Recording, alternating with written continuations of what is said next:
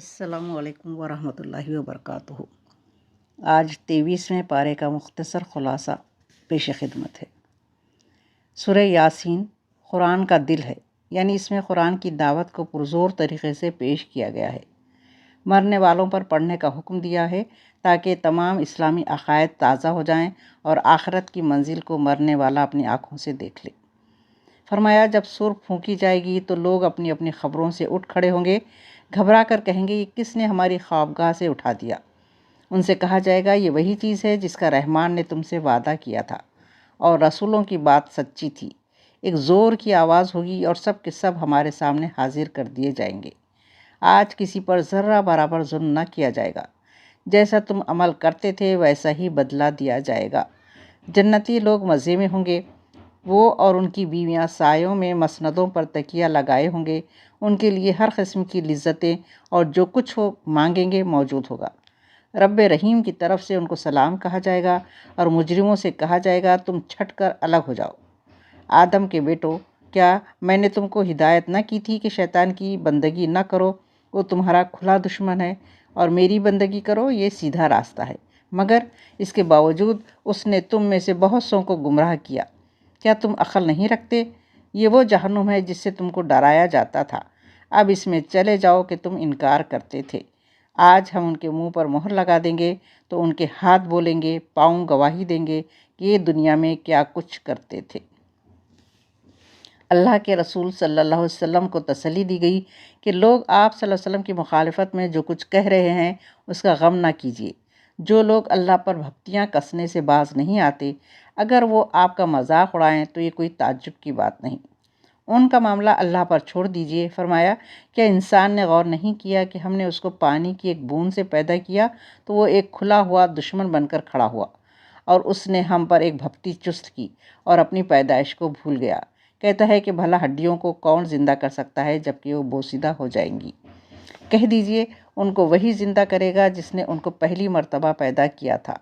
وہی ہے جس نے تمہارے لیے سرسبز درخت سے آگ پیدا کر دی اور تم اس سے آگ جلا لیتے ہو، یعنی تم سرسبز درخت سے 2 شاخیں لیتے ہو اور ان کو آپس میں رگڑ کر آگ جلا لیتے ہو، تو اللہ کے لیے راکھ اور مٹی کے اندر سے زندگی نمودار کرتے کیا دیر لگتی ہے۔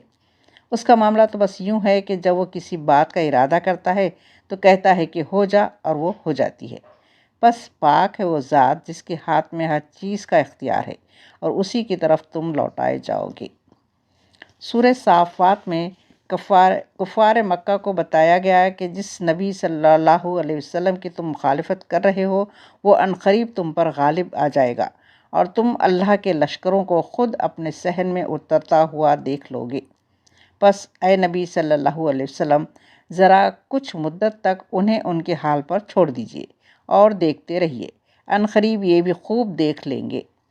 حضرت اسماعیل علیہ السلام کی بے مثال قربانی کا ذکر ہے۔ جب حضرت ابراہیم علیہ السلام نے دعا کی کہ اے میرے پروردگار مجھے ایک نیک بیٹا عطا فرما، پھر ہم نے ایک صابر بیٹے کی بشارت دی۔ وہ لڑکا جب بڑا ہوا تو ایک روز ابراہیم علیہ السلام نے کہا بیٹا میں نے خواب دیکھا کہ میں تمہیں ذبح کر رہا ہوں، بیٹا تمہارا کیا خیال ہے؟ اس نے کہا ابا جان جو کچھ آپ کو حکم دیا جا رہا ہے اسے کر ڈالیے، انشاءاللہ آپ مجھے صابروں میں سے پائیں گے۔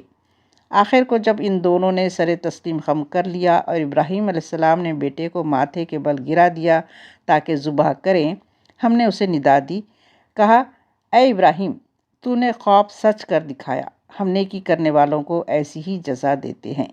یقیناً یہ ایک کھلی آزمائش تھی اور ہم نے ایک بڑی قربانی فدیے میں دے کر اس بچے کو چھڑا لیا اور بعد کے لوگوں میں اسے جاری کر دیا۔ سلامتی ہو ابراہیم پر، ہم نیکی کرنے والوں کو ایسا ہی بدلہ دیتے ہیں، یقیناً وہ ہمارے مومن بندوں میں سے تھا۔ اور پھر اسی سورہ میں اللہ تعالیٰ نے حضرت یونس علیہ السلام کا تذکرہ فرمایا جب وہ اللہ کے حکم کا انتظار کیے بغیر بستی چھوڑ کر چلے گئے تو اللہ تعالیٰ نے ان سے ناراض ہوا اور راستے میں وہ کشتی میں سوار ہوئے اور زیادہ افراد کی وجہ سے وہ ڈگمگانے لگی۔ چنانچہ خورا اندازی کی گئی کہ کسے کشتی سے اترنا ہوگا۔ خورا حضرت یونس علیہ السلام کے نام نکلا اور وہ سمندر میں اتار دیے گئے۔ پھر مچھلی نے انہیں نگل لیا۔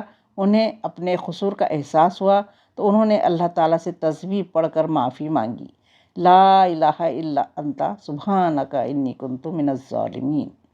اگر یونس علیہ السلام مچھلی کے پیٹ میں استغفار نہ کرتے تو قیامت تک مچھلی کے پیٹ میں ہی رہتے۔ آخرکار بڑی سقیم حالت میں مچھلی نے انہیں ایک چٹیل زمین پر لا دیا، اور وہیں اپنی قدرت سے اللہ نے ایک بیلدار درخت اگا دیا جس کا پھل انہوں نے کھایا۔ پھر وہ اپنی قوم کی طرف آئے، انہیں اسلام کی دعوت دی، وہ سب مسلمان ہوئے۔ آپ ایک عرصے تک رہے۔ پاک ہے آپ کا رب، عزت کا مالک، ان تمام باتوں سے جو یہ بتا رہے ہیں، اور سلام ہے رسولوں پر، اور ساری تعریف اللہ رب العالمین کے لیے ہے۔ سورہ صاد کی ابتدا اس تبصرے سے ہوتی ہے جو اللہ نے قریش مکہ کی ان باتوں پر کیا ہے جو وہ آپ صلی اللہ علیہ وسلم کی رسالت، توحید اور دین کی دعوت کے جواب میں بطور مہم آبادی میں کہتے پھرتے تھے کہ اللہ تعالیٰ نے فرمایا، انہوں نے تعجب کا اظہار کیا، انہی میں سے ایک بشر کیسے ڈرانے والا بن گیا، یہ تو جادوگر ہے، نعوذ باللہ، اس نے تو سارے معبودوں کو ایک بنا ڈالا، یہ تو بڑی عجیب بات ہے۔ یقیناً یہ بات کسی اور غرض سے یعنی اپنی بادشاہت قائم کرنے کے لیے کہی جا رہی ہے، اور اگر اللہ کو نبی بھیجنا ہی تھا تو بڑے بڑے مالدار سرداروں میں سے کسی کو بھیجنا تھا۔ اللہ نے جواب دیا، یہ ساری باتیں اس لیے کر رہے ہیں کہ انہوں نے ابھی میرے عذاب کا مزہ نہیں چکھا۔ اگر یہ اتنے اہم ہوتے کہ ہم ان سے مشورہ کر کے نبی بناتے تو پھر یہ عرش الہی پر چڑھ کر فیصلہ بدلوا دیتے۔ یہ تو ایک چھوٹا سا گروہ ہے جو اس شہر میں ہی شکست کھانے والا ہے۔ ان سے پہلے نوح علیہ السلام کی قوم اور ایکا والے بھی رسولوں کو جھٹلا چکے ہیں۔ جتھے اور گروہ تو وہ تھے، ان کی ان کے سامنے کیا حقیقت ہے، مگر میری سزا کا فیصلہ ان پر چپک کر رہا۔ یہ لوگ بس ایک دھماکے کے منتظر ہیں جس کے بعد دوسرا دھماکہ نہیں ہوگا۔ یہ چاہتے ہیں کہ یوم حساب سے پہلے ہی ان کا حساب چکا دیا جائے۔ سورہ صاد کے بعد سورہ زمر ہے۔ یہ سورہ مسلمانوں کے مکہ سے حبشہ ہجرت کرنے سے پہلے نازل ہوئی، کیونکہ اس سورہ میں کہا گیا ہے کہ ارض اللہ واسعۃ، اللہ کی زمین بہت وسیع ہے۔ اگر ایک ملک یا زمین اللہ کی بندگی کرنے والے پر تنگ کر دی گئی ہے تو دوسری جگہ چلے جاؤ۔ اس میں نبی صلی اللہ علیہ وسلم کی دعوت کا اصل مقصد واضح کیا گیا ہے کہ انسان کو چاہیے کہ خالص اللہ کی بندگی اختیار کرے اور کسی دوسرے کی اطاعت اور عبادت سے اپنی اللہ پرستی کو آلودہ نہ کرے، اور دین خالص صرف اللہ کا حق ہے۔ رہے وہ لوگ جنہوں نے اس کے سوا دوسرے سرپرست بنا رکھے ہیں اور کہتے ہیں کہ ہم ان کی عبادت صرف اس لیے کرتے ہیں کہ وہ اللہ تک ہمیں پہنچانے کا ذریعہ ہیں، اللہ یقیناً ان کے درمیان ان تمام باتوں کا فیصلہ فرما دے گا جن میں وہ اختلاف کر رہے ہیں، یعنی اللہ تک پہنچنے کا ذریعہ بننے والوں کے متعلق بھی ان میں اتفاق نہیں۔ کوئی سورج، چاند اور ستاروں کو دیوتا اور ذریعہ بنائے ہوئے ہے، کوئی کسی اور کو۔